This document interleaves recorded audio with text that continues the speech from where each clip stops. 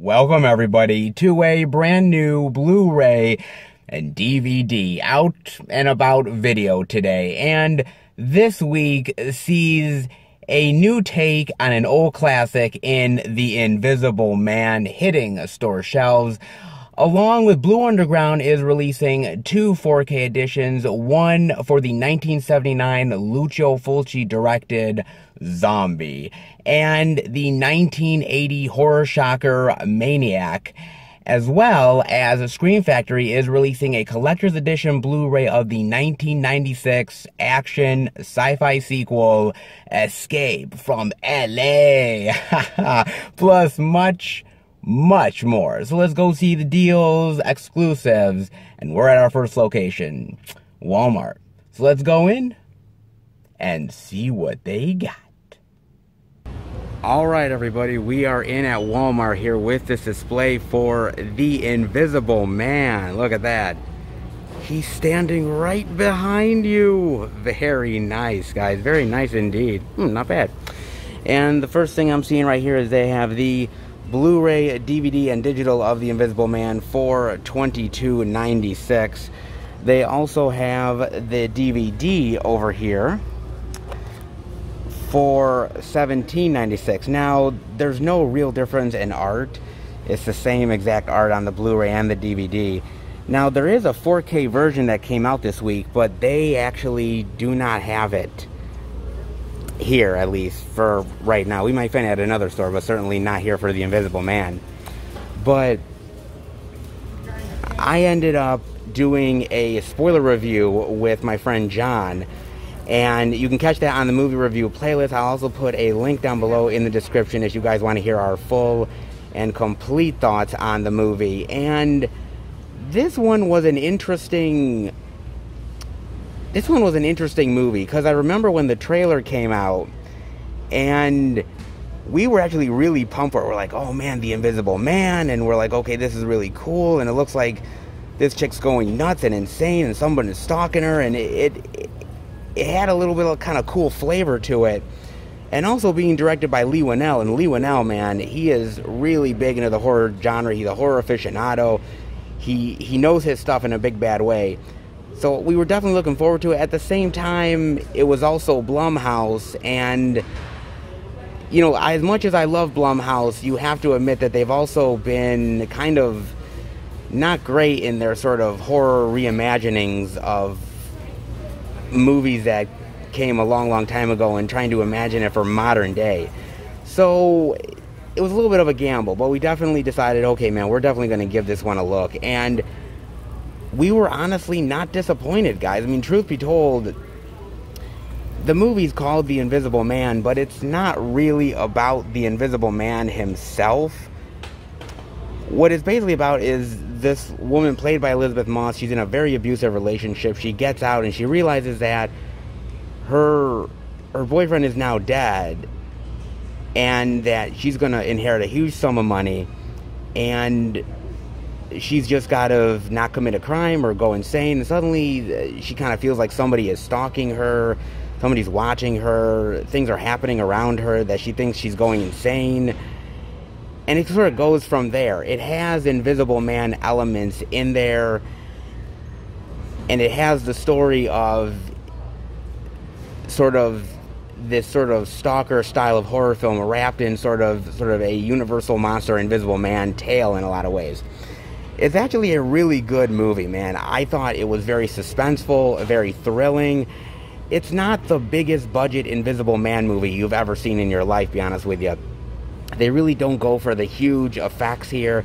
There's a few things of invisibility that they do here. There's some cool tricks that they do with sort of guns and knives, and I like sort of the cleverness with the suit. I thought it was really well. But what really makes this movie, I think, is the acting and the atmosphere. Elizabeth Moss does an amazing job here. She was really fantastic in a lot of roles she's done. I've seen her in The Kitchen, and I've seen her in a few other roles, the horror movie Us, and she does a great job here as somebody who is just trying to hold on to her sanity and not quite sure if it's already gone or not. She does a really great job here. All of the actors do. I like the atmosphere of the movie quite a bit, because what I love about it is that there's a lot of really long and lingering shots. And what's great about that is that you're always kind of focused on the background. You don't really know if like something's going to happen in the background, so you're always paying attention to it. And I like how it kind of psychs you out a little bit. I will admit, though, that the movie is a little bit slow going. It lingers a lot, and it doesn't pick up until probably the second half when a lot of the craziness starts to happen.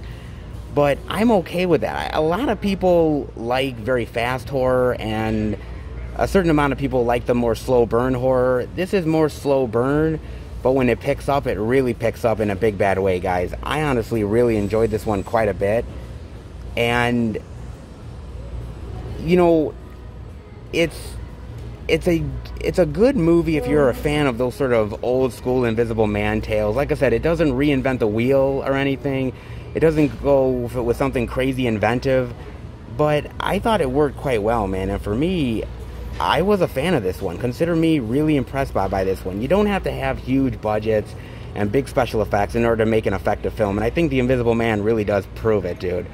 I mean, yes, it's kind of like a Lifetime movie wrapped in sort of an Invisible Man tale, but a really well done Lifetime movie, I would dare say, guys. Actually, not bad at all, man. Definitely give this one a look, dude.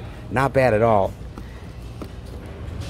And of course, with any great display, it has to say, not on subscription streaming, of course, because you got to make sure that people know that if you want your Invisible Man, you get the physical.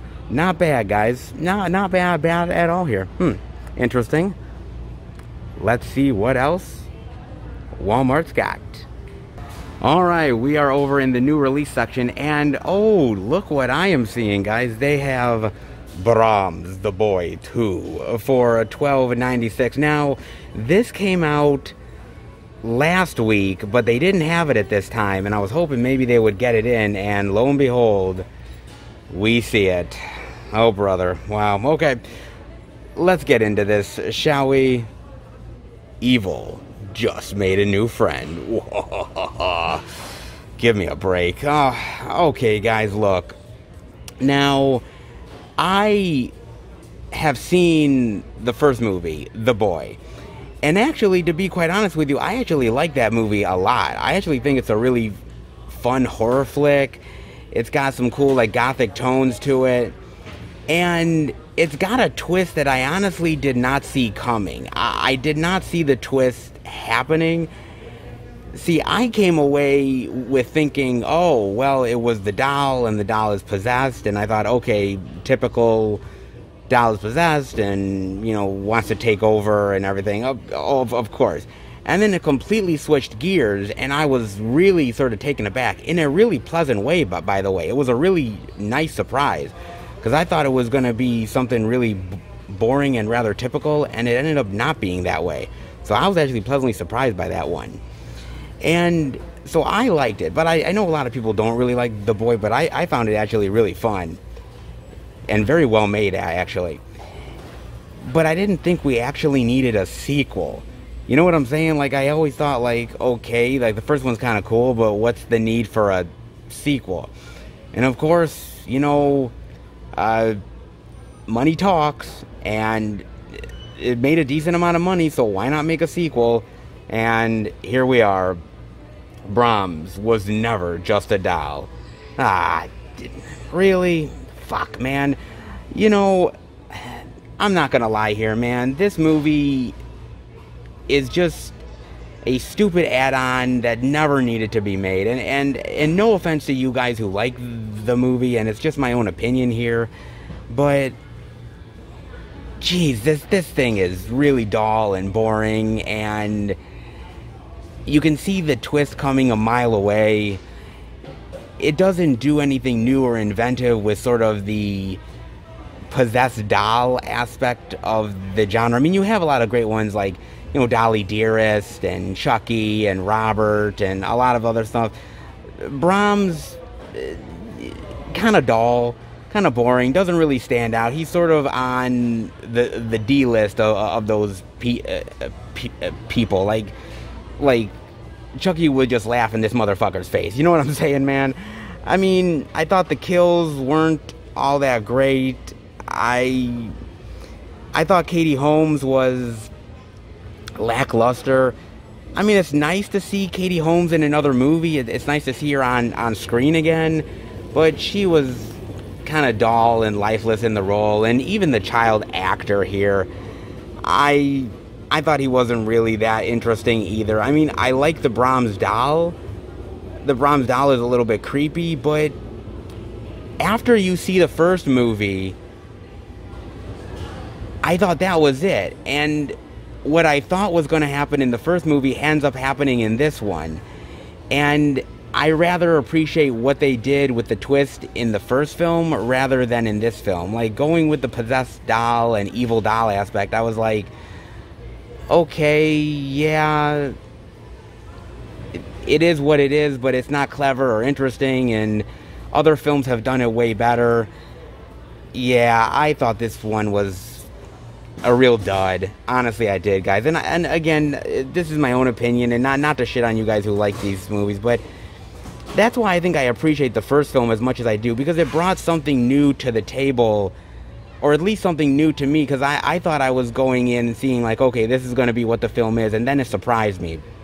This has no interesting surprises, and the plot and everything you've seen a dozen times, this isn't original, or even tries to be original. It takes from other films, and much better films at that. So yeah, this one is a pass, guys. It really is. I mean, if you like killer doll movies, maybe give it a chance. But God, there's so many better ones out there, and this one just doesn't make the grade. Yeah, I didn't care for this one. Yeah, sorry guys, just my honest thoughts, man. Interesting. Be curious if they make a Boy 3, but honestly, I think this one really bombed at the box office and didn't do that well. So if we ever see a Boy 3, I'd be really shocked, man. Really, really shocked, dude. Interesting. Well, it's finally good to at least see the Boy 2, even though I crapped all over it. But, what can you do, guys? No, not bad this week. 2 interesting releases to check out. All right. Guess that's it for this Walmart. To be fair, guys, it's not really a big week for in-store releases, to be honest with you. I mean, we had one big release come out this week, and a lot of more like smaller indie releases and a lot of boutique label stuff that came out this week, and a lot of these big name stores just don't carry a lot of that stuff. But it was nice to see a little bit of great Invisible Man love with that display. Unfortunately, they didn't have the 4K, and I was really hoping they would have that, but some Walmarts are going to carry it and some Walmarts don't. But that's okay, guys. At least we got to see it here and the cool display. So, you know, they did supply that one big new release, and that definitely is what matters in a big bad way, guys. Other than that, it was definitely nice to see the Boy 2. I thought the Boy 2 was really good as well. Now, mind you, there is also some stuff here as well. There's, like, some interesting, like, cool, like, new slipcover stuff that I see over here. A lot of it is empty, so hopefully maybe in the next week or so, maybe they'll definitely have more of this stuff to show off, with some unique slipcover stuff that hopefully I can check out next week if they have more variety. Very interesting indeed, guys, but it's gonna be a slower release week. Last week was definitely more exciting and more interesting, a lot more titles, but you know, it's not bad to have a little bit of a slowdown, and we've had quite a bit of good stuff as of late, so, you know, hey, I'll take a little bit of a slowdown. Still good media coming out regardless, man. Hope you enjoyed this trip to Walmart. Let's head to the next location. See what we can find. All right, everybody. We are at our second location, Target. And before we go in, I wanted to sort of have a little chat with you guys. And scouring the wonderful world of the internet and looking at movie news and everything like that, I ended up actually seeing this article, which was really interesting because it kind of coincides with Tenet recently released a new trailer. It's a great trailer, by the way. Definitely look that trailer up, man. And you'll notice at the end of that trailer that they didn't give a specific date when the movie was being released. Which is really weird because they're continuing to hold on to July, but maybe that might not be the truth anymore. And the article that I saw was about how do these studios figure out what they're going to do with their films while the movie theaters are still not open, or they're trying to figure out how they're going to make everybody safe while still packing crowds in. There's a lot of uncertainty going on, and you know, we've seen a lot of films crack under the pressure, a lot of movies that are moving all over the place, and the one movie that's been really consistent in all this has been Tenet. And now that might not be consistent either. I mean, the article goes on to say some really interesting things. It talks about how that Tom Hanks directed movie Greyhound, how that just recently got sold to Apple. Now, what's really interesting about that is that they bought the movie for 15 years, $70 million licensing contract, okay? So they now have the film in their possession for 15 years, and they bought it for $70 million. Now, the studio made the movie for $50 million, so they've already now made bank before the movie has even been released. And that's through, you know, a bidding war with Netflix and Amazon and everything, you name it. So they've already made bank just by selling the movie to a streaming service. So I wonder what's going to happen with some of these other movies that maybe are lying in wait, but studios can't afford to wait on these titles and just sit on them. They're going to have to sell them to a service. And I'm very curious what's going to happen with some of this, because from what the article says is that a lot of these big studio executives, they're worried that basically that there's so many movies right now that are being held back, and there's not enough space for these to be released. There's not enough, you know, weekends. There's not enough time to really invest. Okay, are we going to put out 5 movies this week? Are we going to put out 6? So where are we going to put this one? Where are we going to slot it here? How are we going to make money on this one? There's so many factors that you have to consider. And so now it's no longer really about, is it going to be in the movie theaters or not? It's more of like, when are you going to see it on a streaming service? That's crazy, dude. Now, I don't think Tenet's going to go to a streaming service anytime soon. I don't think a lot of movies are, but it's a very interesting conversation to have now about, it's not no longer anymore about streaming versus physical. It's about streaming versus movie theaters. And that's really fascinating, guys. I think that's a really interesting discussion to have. And I don't know who's going to win out in the end. This is really fascinating. And going forward with this pandemic and the movies being held back, where is this all going to land, guys? Very interesting stuff. I definitely want your opinion on that. Definitely let me know about that one, guys. Very interesting. In the meantime, well, not a big release week, obviously. And when that happens, well, Target isn't always impressive. But Invisible Man is a big title, so hopefully that means that we definitely will see it here. Only way to find out is to head in. Let's check it out. All right, everybody. We are in at Target right here. And the first thing I'm seeing is they have the Blu-ray, DVD, and digital of The Invisible Man for $24.99. The DVD for $19.99. And let's dive into a little bit of Invisible Man history, shall we? Because there is quite a lot. I mean, you have that original Invisible Man movie, I believe from 1933, if I'm not mistaken. Really, really great movie, directed by James Whale. Very, very well done, and really very well done for the time it was made, with sort of the invisible effects and everything. I thought that was actually really, really good. You also, of course, have a lot of other Invisible Man movies that have come out, you know, not too long ago. I mean, you have Hollow Man that came out, I believe, in 2000. So that movie's already 20 years old. Jesus. God, I can't believe that movie's 20 years old already. With Kevin Bacon, man. And that's actually a really great one. Elizabeth Shue is in there.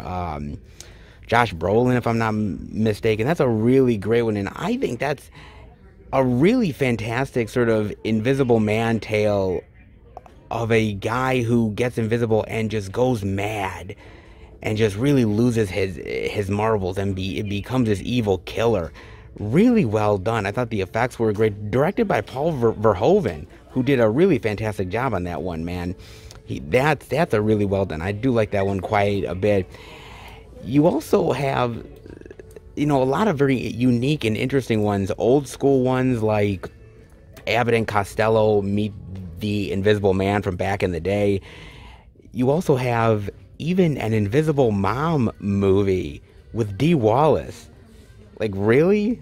Like, can you believe that shit, man? They actually have an Invisible Mom movie. How weird is that, dude? Not only that, but I think my favorite, really, honestly, my favorite is probably Memoirs of an Invisible Man from 1992. If you guys remember that one. It's a John Carpenter movie. Chevy Chase is in there. Daryl Hannah, Sam Neill. Great movie, dude. I love that movie. Basically, it's about this sort of big shot, rich ad executive guy who ends up accidentally becoming invisible. Now the government is after him, and they want to experiment with him and study on him, and he's got to try to escape them. So good, and that's a really underrated movie. Like, a lot of people don't like Memoirs of an Invisible Man, and I actually really do. I mean, yes, the effects are kind of old for the time, to be honest with you. They're really old, and maybe they don't quite hold up. But a lot of people don't really mention it when they talk about John Carpenter. It's actually a dramatic role for Chevy Chase, and I think he does a really good job here as well. I honestly think that's a really, really well done movie. Honestly is, man. It's a fun Invisible Man film. Not many people talk about it, but I'm definitely recommending that one for sure, guys. And I definitely would put The Invisible Man here as another really good adaptation. I like that it's very tense. It's atmospheric. You have a great performance by Elizabeth Moss, and without her, I don't know if the movie would be half as good as it is. Yes, you don't really focus on the Invisible Man aspect of it too much. You more focus on her story instead of the Invisible Man, but I don't know if that's technically a bad thing. Because I think if you were to focus on this dude as the Invisible Man, I don't know if the movie would be half as good. I like that it's more in the background. And I think it's really the first time that's ever been done. Again, you have more of like the Invisible Man and their story and their struggles in other films, and it's nice to see it from a different advantage point, if you know what I'm saying, guys. That's kind of how I look at it. It's really well done, and it's interesting because if you guys remember that the Dark Universe, right, the whole like Dark Universe stuff with The Mummy that came out with that Tom Cruise film, that really craptacular Tom Cruise gem, that was supposed to start a whole new and very interesting sort of dark take on the Universal monsters. And they were actually going to do an Invisible Man movie with Johnny Depp. And once The Mummy ended up like really bombing and the reception was terrible, they scrapped everything. They scrapped it all, man. And eventually they came up with this film. Now, I don't know if we really needed a huge, big budget, spectacular Invisible Man movie, something like Tom Cruise's The Mummy. I don't think we needed that, because that's like too big, bombastic. I think that would have been just way too much. This is a little more stripped down version of it, not as fantastical, a little more methodical and drawn out. But then again, some people might not enjoy that. It's kind of interesting where fans of the genre lie. Do you want big or bombastic, or do you want something a little more stripped down? Because you can't do the 1933 version again. You can't do that film again. And it's not that movie's not good. It's great. But I think the problem here is that I think there's been so many movies that have come out and has sort of killed that fantastical quality that you can't go back to the old school way that it used to be without people complaining about it almost. I would kind of feel like, where you need something that's a right balance. I mean, you can't do the guy wrapping himself in sort of the bandages and then revealing himself as invisible anymore. I don't think fans really want that, even though I think it worked really well in Memoirs of an Invisible Man. I just don't think that audiences would really go for that again. And you have to really remember, back in 1933, when The Invisible Man came out, like when when that guy ended up like taking off his bandages and everything, you have to remember that that was, for the time, that was like spectacular. Women were literally fainting in the movie theater. People were gasping. I mean, that was really very inventive for the time, and no one had ever seen anything like that. You do that now and people just sort of like, they yawn and everything, and they're like, well, that's not impressive. So you have to do something that's going to be very interesting and keep their attention, but yet still keep it very like stripped down and not big bombastic like The Mummy was. It's a real balance, dude. It's a real balance, and I think The Invisible Man does as well as it can with that, and I think it actually succeeds, man. That's just my opinion. I mean, let me know what you think about that, guys. I'm very interested to find out. You get Moss Manifested, Director's Journey with Lee Winnell, The Players, Timeless Terror, and feature commentary. Fantastic special features, dude. They really packed this one good. I mean, it definitely made a good amount at the box office, and I know that Blumhouse and all of them are really considering doing others within the horror genre, like doing a stripped down version of other types of Universal monsters if they could get them. I would be interested in doing that. I mean, yes, I like big bombastic horror, spectacular stuff, but at the same time, I love stripped down versions too, and if they could do it as effective as The Invisible Man, then I would really definitely be interested in that. I really would. Not better, of course. Yet again, we don't have the 4K over here, but whatever. At least we saw the Blu-ray and DVD, and that's not bad. Again, only one release over here, guys. But let's see if they might have anything else.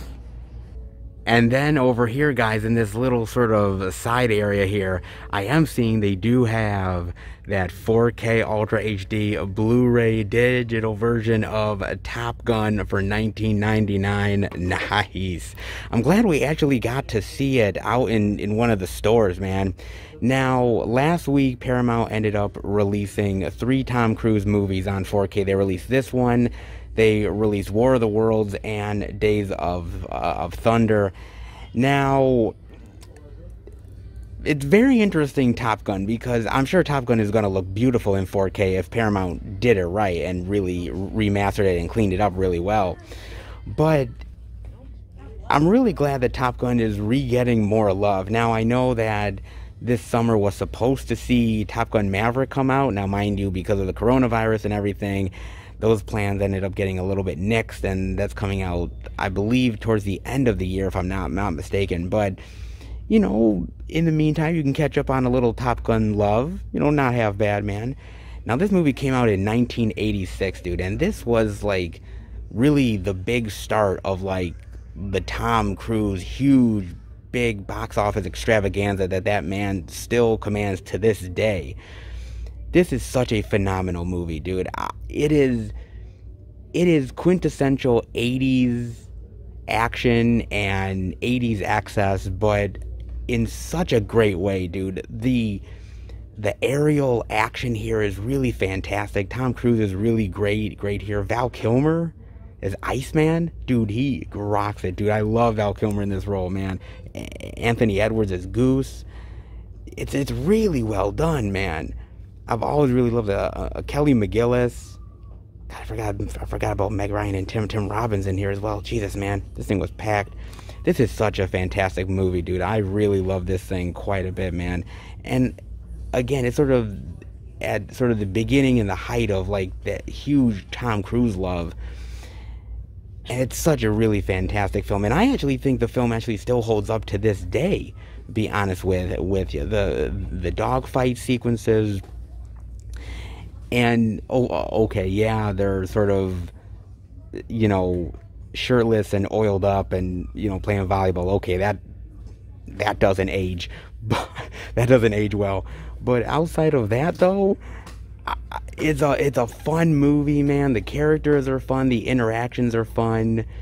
Val Kilmer being this sort of prick guy. It's great, man. Everything from you've lost that love and feeling, or even like, I got the need for speed, baby. Yeah, it's really good, dude. I really love Top Gun, man. And honestly, I think the trailer for Top Gun Maverick looks really good. Honestly, I never really even thought we'd ever see a Top Gun sequel. I always kind of heard years and years and years of like, well, they're working on a script and Tom Cruise has signed on, or they're doing something, and then that all fell through, and I'm like, wow, they finally ended up pulling it off. You know, I really love Tom Cruise in the right roles.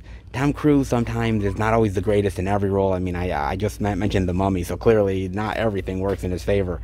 But there's certain movies that are timeless, and there's certain movies that fit Tom Cruise like a glove.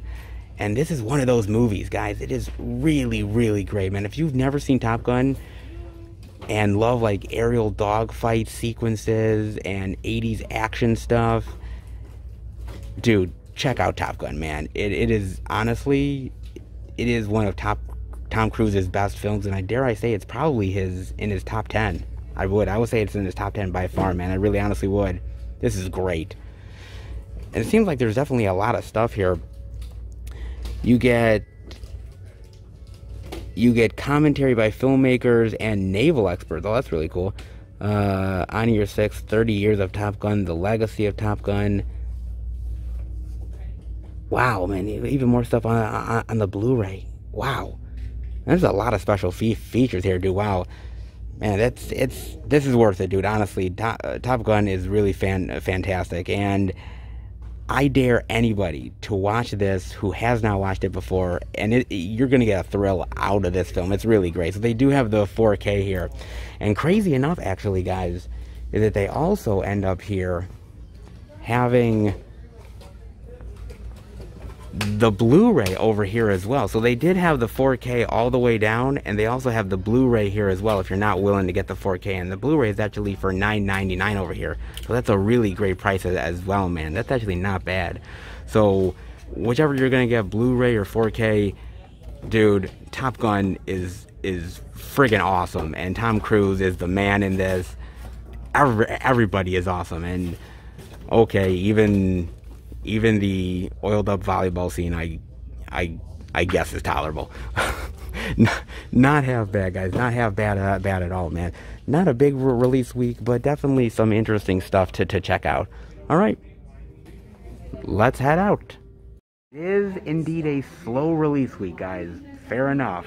However, we can still see a surprise or two from time to time, and it was really great to finally see one of those 4K upgrades for those Paramount releases. I wish we could see the other two, but I have a feeling that may or may not happen anytime soon. We might end up actually seeing it someday over at Best Buy, if they ever reopen again. Cross fingers. But actually not too bad here. Seeing The Invisible Man, seeing, of course, Top Gun, which is always awesome indeed. Not a bad variety. Could have been better, but again, hey, we're entering into slow weeks. Gotta set the expectations right, guys. But again, Target did do pretty well for the releases that came out this week. Not half bad, guys. Alright, hope you enjoyed all of the physical media goodness here, or at least what we could find. Let's head to the next location and see what we can find. Alright, everybody, we are at our third location, Walmart yet again. We are going to the second Walmart location to see whether we may find any interesting indie titles to check out this time around, guys. But before we do, I want to talk about a movie trailer with you guys, and that is none other than The Old Guard that's coming to Netflix with Charlize Theron. And boy, oh boy, man, this movie, you know, I gotta admit that Charlize Theron, to me, is one of those really great badass chicks that you can't wait to watch how much ass she is going to kick every single time. I mean, whether it's Atomic Blonde or Mad Max Fury Road, just to name a couple, she's great, dude. And I've always loved her as an actress. So this one was definitely a trailer I wanted to check out, and it did not disappoint. So basically, it's about, I'm assuming this chick that's a new recruit, and Charlize Theron basically says, okay, you are going to be part of this group, and we are an elite force that has been protecting the world for decades, centuries, however long it is. They have been protecting the world. And the thing about it is that they are extremely, extremely hard to kill. And when I mean by hard to kill, I mean you riddle them with as many fucking bullets as you can, or you know, light them on fire, or you name it, and these motherfuckers don't die, man. They, you know, they're almost invincible, you would say, but I'm pretty sure they're probably not. But anyways, they've been protecting the world. Now, they've been considered good guys, they've been considered bad guys, depending on, you know, the century they're in, and they do the dirty work and the dirty deed that other people won't do.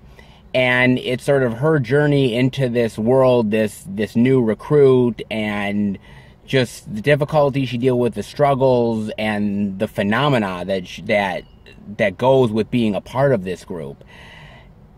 It's very fascinating, very interesting trailer. It's very mysterious. You know a little bit about the group. You know they're extremely hard to kill. They're very ancient.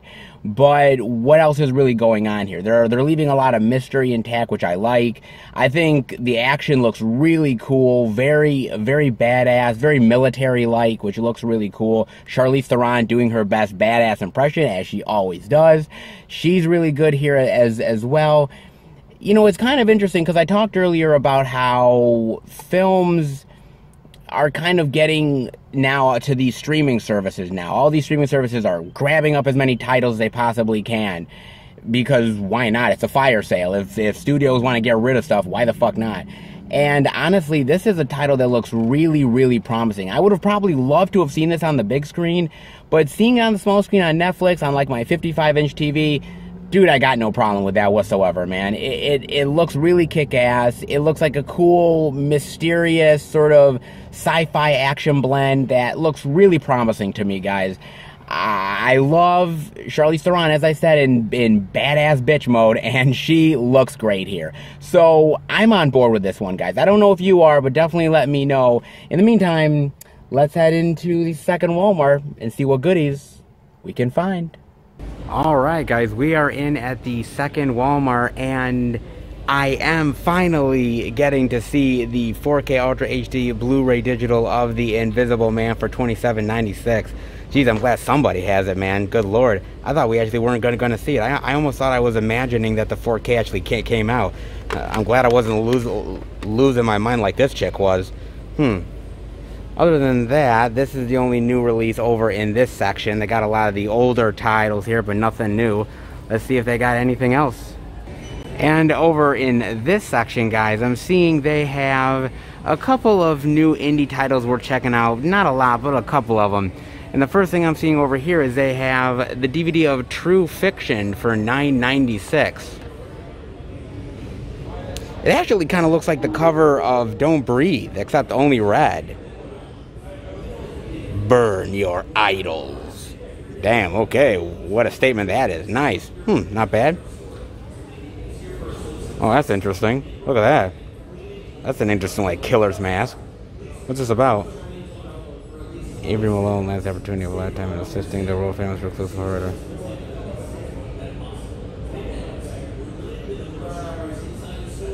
Yeah, why not just be his guinea pig for a psychological experiment? Doesn't everybody do that shit?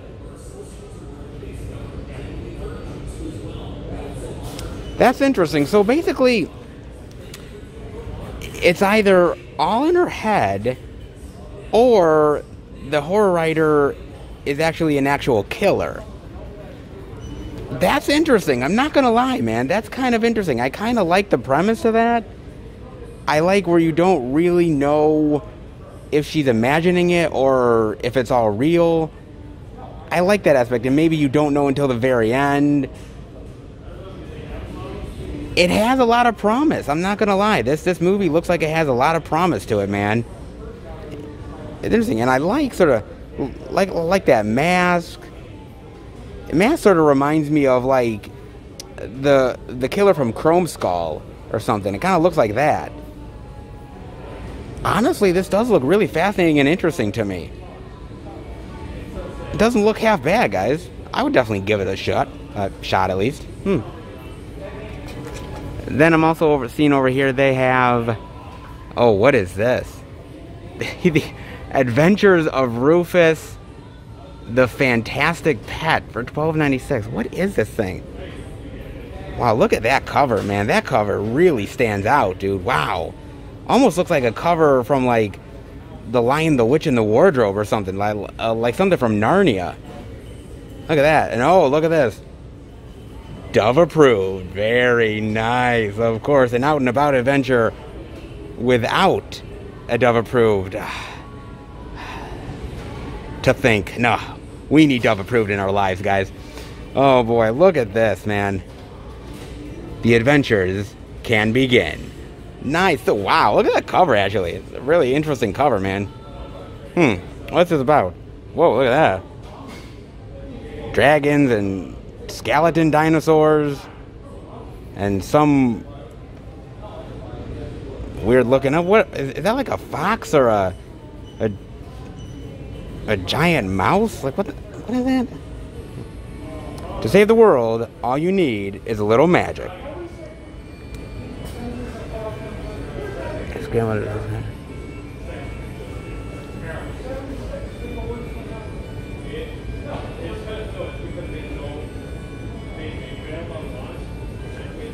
Rufus is a swashbuckling furry creature.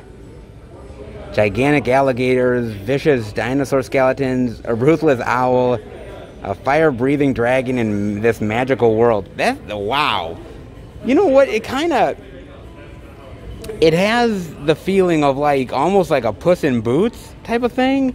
He kind of looks like a little bit of Puss in Boots mixed with, if you guys ever saw the series The Librarians, it's got a lot of really cool sort of fantastical qualities to that, and it kind of reminds me of that. It reminds me of like something like a Narnia, like diving into a world of Narnia or something. Like very fantastical, very whimsical world with swashbuckling creatures and magical realms. And, you know, honestly, a lot of these Dove approved ones, you know, a lot of them, I gotta admit, guys, are real. I mean, they look like real turds, dude. I'm not gonna lie, they look really bad. And then every now and again, there's always one that kind of like stands out from the crowd. And this one really does stand out from the crowd, dude. It looks kind of interesting. The Fantastic Pet. I got to admit, this is one I definitely have to look into because it looks really interesting, man. Yeah, all you need is a little magic. Yeah, this is one I think kids would really enjoy. It doesn't seem to be too preachy or anything. It looks like it'd be a fun time with a weird little, again, fox, mouse, giant rat, whatever the fuck this is. It looks weird, but it kind of looks really clever and imaginary for kids. That looks interesting, guys. Yeah, definitely let me know about this one. I gotta check this one out. This looks interesting to me. Out of a lot of the Dove approved ones in the past, this one definitely looks interesting. Not bad. Like I said, only a couple this week, and I hate to say only a couple, but not a lot came out this week, unfortunately. But still some interesting stuff. All right, let's head out. It's definitely on the lighter side this week, guys. I mean, whether we're talking the new releases or whether we're talking some indie titles, yeah, it seemed like not a lot was really released in the stores this week. Now, mind you, that doesn't mean that there wasn't other stuff that got released this week. I mean, there's other, like, boutique label titles, there's TV seasons, there's stuff outside of the stuff that's in the stores that did get released, but unfortunately, some of these stores just aren't carrying them. I hate to say it. I mean, I kind of wish they would. I would really love for Target and Walmart to carry like Scream Factory titles or Severin, Vinegar Syndrome, Criterion. Shit, man. I mean, a guy can dream, can he? Jeez. I mean, yeah, that would be great. But in the meantime, we are stuck with what we are stuck with. But it was interesting this week to see some variety from last week that I didn't see. At least one of those Paramount 4K exclusives. And a couple of interesting indie titles. Not half bad, guys. I'll take it on a slow release week. Trust me, I will. Hope you guys enjoyed it. Hopefully we can get back to Best Buy very soon as well. Hopefully we can make another stop along the way very soon to Best Buy. Again, I can continue to dream and it can be a reality. Hopefully, please. Ugh. Let's hope, guys. In the meantime, let's head home and finish the video. All right, everybody. that'll do it for the Blu-ray and DVD out and about video this week. And yeah, okay guys, look, it was on the low side of the new releases this week. Yes, I know that very clearly. However, that being said, guys, let's be real, let's be honest here. We have been extremely lucky through this entire pandemic that we have had really fantastic weeks of physical media. Tons and tons of releases that we've had, man. And now we're kind of entering into the downslide of that. I knew we were going to get there. We're here now. And we're just going to have to deal with either weeks where we get maybe 1 or 2 titles to see in the stores, or sometimes maybe none at all. It's definitely going to be an interesting minefield to kind of dive into going forward, and I'm very interested to see where physical media kind of lands, because as I've said, yes, the movie theaters aren't open. There's a lot of movies that are not coming out right now and are being held back, but there's a lot of stuff that is coming on streaming that hopefully will end up on physical media eventually as well. So, you know, just hope that there's still a steady supply that's going to be coming down the line sometime soon. I mean, we still have a lot of great boutique label stuff that's coming out, a 4K edition, so a lot of stuff that is still coming to the market, and hopefully some of the stores will get some of those titles in to check out as well. So, interesting time for physical media, but we've been blessed with a lot of really great stuff that has been coming out. And if you're a great physical media collector like I am, to a certain extent, you're going online, you're checking out the sales, you're not just going to these stores, you're going to multiple other sources for your entertainment needs as well. So you guys know the drill. Just because you see something in a store doesn't mean that you can't get it online. Just because you see something online doesn't mean you can't get it in a store. It always goes both ways, guys. So just know that, you know, when you're searching for physical media, search wide. Expand your horizons wide, because you never know really what you'll find until you really dive into those areas that you haven't really tested the waters yet. Places like Diabolic DVD, Amazon, like I said, a lot of these really unique and interesting sort of thrift stores, Dollar Tree deals, and so much more. So there's so much physical media to explore that, you know, just don't limit it to 1 or 2 places. There's so much more out there to definitely dive into. So definitely do that by far, guys. You'll be surprised what you'll find, man. But I hope you guys enjoyed the video regardless. There was some interesting things to find from last week that finally got to show off this week, on top of the Great Invisible Man as well. Hopefully you picked up something good. If you did, definitely let me know. As far as I'm concerned, well, I got a package in the mail from Diabolic DVD right here, guys. Now this, wow, this is actually a Scream Factory edition. It is a collector's edition Scream Factory. And I gotta admit to you guys, this is a blast of a movie. This is so fun. And I did have the DVD of this. I got rid of the DVD actually a long while ago, because I actually was originally going to get the Australian edition of this film. And I don't even know why I hesitated. I sort of waited thinking, well, if it came out in the Australian market in a new edition, maybe eventually it's going to come to US soon. And thankfully, I was very much right, and there was an edition that got announced. So I am super excited to have this in the collection now as an upgrade. But also, it's just a fun, wacky movie that, you know what, dude? The first time I ever saw it, I fell in love with it, and I'm still in love with it to this day. It's just a really great film, dude. So I love this movie so much. Glad to have it back in the collection. And last but certainly not least, I got a release over at Walmart, and this is a very unique and interesting and well-made title, and it definitely takes something old and makes it new and maybe improves upon it a little bit. It's a unique take on a very classic story, and I think it deserves a lot of love. So I definitely picked up this, and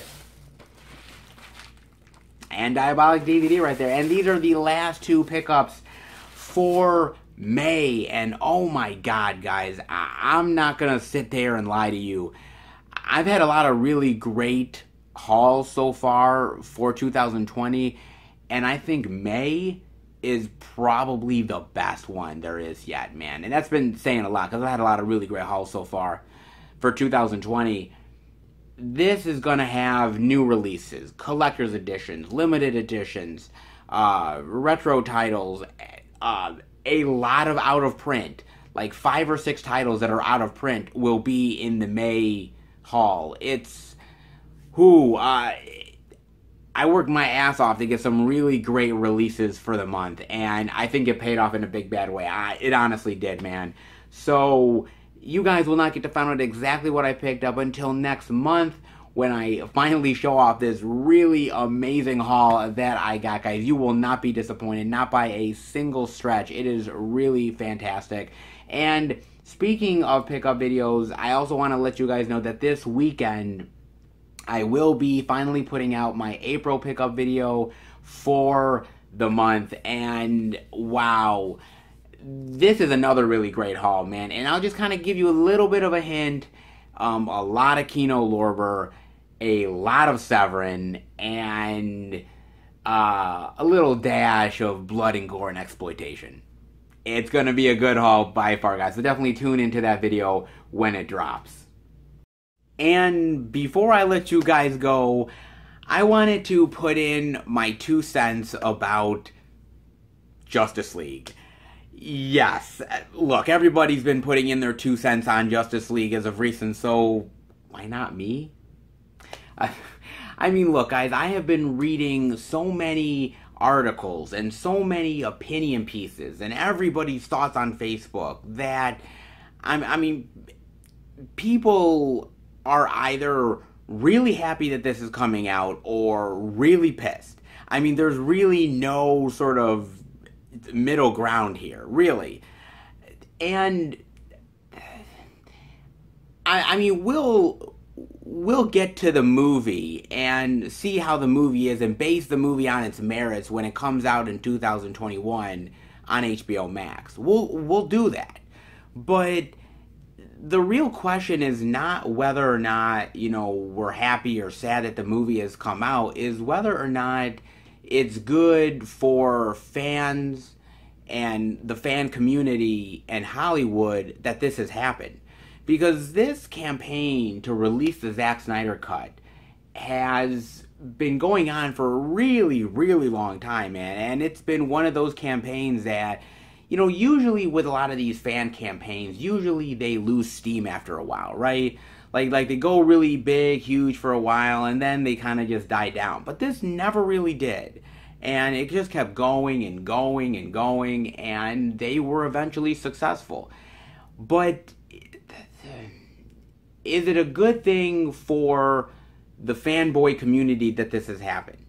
And the reason why I say that is because, you know, nowadays we're so fixated on a movie and everything devoted to the movie. We go down to the miniature talking points of casting and the film's budget and who the director is and the budget and everything. I mean, we analyze everything, a long laundry list of stuff we analyze. And now to have that power as a fanboy and realize that your voice is extremely important in getting this version of Justice League out there, is it the right thing that Hollywood has done this? Because is it bad to say that we're giving the fanboy community too much power?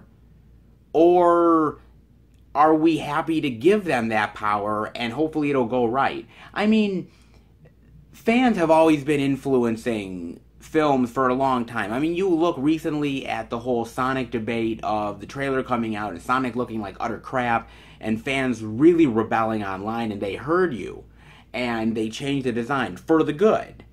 Then you see, you know, other things and other sort of issues and things that fans have sort of been critical on, and they've been changed or they've been altered and they've been bad for a movie.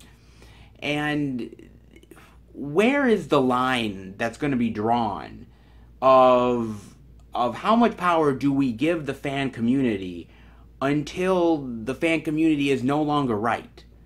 Because that's a really tough thing, because Hollywood has always had a certain level of control over their movies and over the creativity of them. And yes, you know, you look at sort of the 70s or the 60s and whatnot, the 50s, and there's a certain level of sort of director auteur, that the director had control and the studio was kind of like, okay, it's in the director's hands, live or die. And then that changed over time, and Hollywood became more powerful, producers became more powerful, investors did, and the director and some of those more creative aspects kind of died down a little bit. And now we're in a different phase where the fan community is actually controlling what Hollywood does. And we're on a very slippery slope right now. We really are, because now you have a lot of these other petitions that are going on right now that are saying, well, if we can get this, then maybe we could get the Fantastic Four stick director's cut, or we can get the Suicide Squad director's cut, or, you know, we can do this and we can get that. And at a certain point, once you win that road, once you go down that road and win that game of getting that of getting that accomplishment, how far are we willing to take this? How far are we willing to go? And you also have to remember that the Zack Snyder cut of Justice League is not just going to be a director's cut. It's going to be a completely different film. It's not even going to be the same film that what is out there right now. Because what director's cuts are technically the same movie. Maybe some scenes added in, some scenes taken out, but generally the same structure is still there. But with this movie, this Zack Snyder cut, that's completely going to be different. And what happens, let's say, in 2021, if that is extremely popular? What if that next Snyder version is like the one that fans prefer? What does DC do now? Does DC end up backtracking what they're going for now and then sort of bringing Zack Snyder back into the conversation and suddenly make that Justice League movie canon? Are they going to switch the directions that they're going into with these characters? I mean, DC has always been more reactive than they would like to admit sometimes. And I have a feeling that if this goes the way that I think some people are thinking it's going to do, that could change the way DC is going right now. That's another huge shift that nobody ever really saw coming. Because I think the reason... I think certain movies we would not have gotten if it wasn't for some of the kind of failures that Justice League did. I don't know if we would have gotten Joker. I don't know if we would have gotten the Aquaman that we got. I don't know if some of these projects, like The Batman, I don't know what would have happened, guys, with all of this stuff. There's no telling. So to see now this new cut coming, this completely different version, how is that going to shape the conversation? That's a whole nother deal to really think about. And another thing you also really have to go down the rabbit hole on is that you don't want fans to feel like they're now having us right to say what they want to say about these films, and that you live and breathe and you die on the fanboy sword. You don't want to do that. I mean, yes, the fanboy sword has helped a lot of great things out. You look at the campaign for something like Jericho.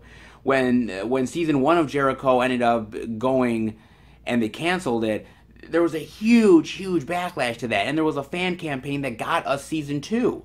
That was huge. And I preferably really love season 2. And I think that had we not had that victory, I don't know what would have happened. Nobody would have picked it up, and it would have just been only season 1. But you also look at some of these movies that have come to Comic-Con, right? You've had a lot of movies that have come to Comic-Con in the past that debuts, or they do a private screening for the fans.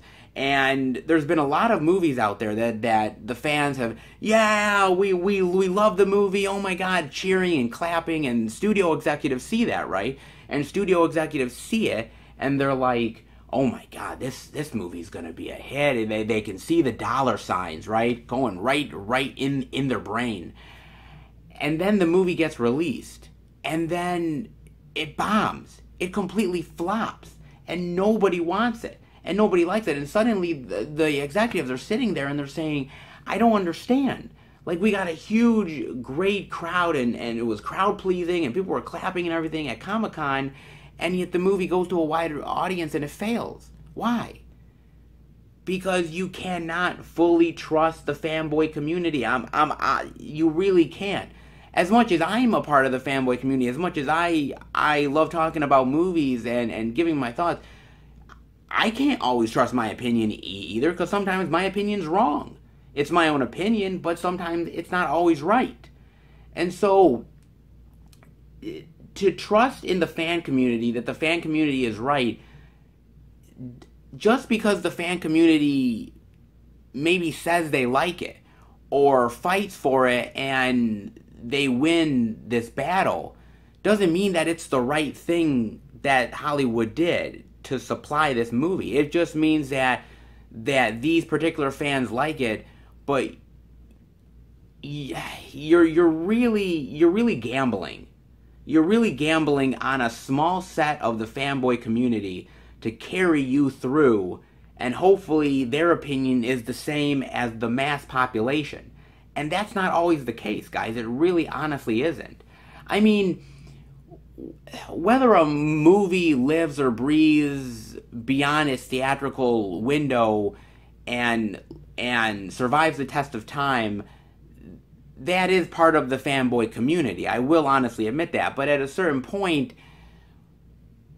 boy, man, you're really hoping that the opinions of fanboys are going to carry you through, and that's not always the case, man. I mean, and look, I will also say this, that HBO Max is putting over $30 million, if not more, into finishing up the Justice League cut. So think about that. I mean, a studio like HBO is fronting the money of maybe like up to $50 million or more just to finish the damn movie. So hopefully you guys in the fan community are right. Hopefully it's going to be a success, because if it's not, boy, this is going to blow up in your face big time, man. And I don't want to see that happen, because there's so much really great stuff that the fan community has and the fan community will do for the movie industry. But the Zack Snyder cut, man, this is either going to be a huge, big success, and it's going to really change everything for the better, or it's going to flop, man, and it's going to hit its face hard. And when it does, the fan community is going to take a big sting on this one. Let me know what you guys think about trusting the fan community, and if this is a true victory for them, or is this going to bite them in the ass? And should Hollywood listen to the fan community now over this? Or should we maybe take a step back and realize what we've done and maybe not put as much trust in them as possible? It's a slippery slope, guys. It really honestly is, man. And I'm dying to hear your thoughts. But I wanted to give my 2 cents on it. I'm dying to know yours. Definitely let me know. And thank you for watching the video. If you enjoyed it, definitely give it a thumbs up. If you're new to the channel, welcome. Check out the other Blu-ray and DVD out and about videos I do every Tuesday, the movie hunting videos, the theatrical movie reviews, the pickups, and much more. If you love movies and physical media, hit subscribe and become a part of the Film Fan Nation. You guys are awesome. Subscribing, giving me wonderful feedback, comments. You give me love, and hopefully I give you love right back, guys. So thank you so much. Keep up to date with everything I'm doing through Twitter, Instagram, and Facebook. FilmFan108. Keep up to date with everything I'm doing, plus special pictures and videos I do from time to time on social media as well. Alright, guys. I will see you back next week for a brand new Blu-ray and DVD out and about video. Take care, everybody, and happy hunting.